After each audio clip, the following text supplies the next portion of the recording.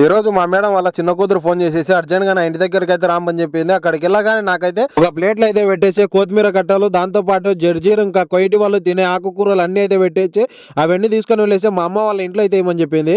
అవన్నీ తీసుకొని ఇంకా కార్లో పెట్టుకొని అయితే ఇంటికి అయితే వచ్చేసా. చలికాలం వచ్చిందంటే వాళ్ళ మజరాలో వండిన ఆకుకూరలు అన్ని తీసుకొని వెళ్ళేసి వాళ్ళ ఫ్రెండ్స్ అండ్ ఫ్యామిలీ మెంబర్స్ కి అయితే పంచుకుంటూ ఉంటారు. ఇంకా మా మేడం వాళ్ళ కూతురు చెప్పగానే తీసుకొని వచ్చేసి చక్కగా మా మేడం కి అయితే ఇచ్చేసా.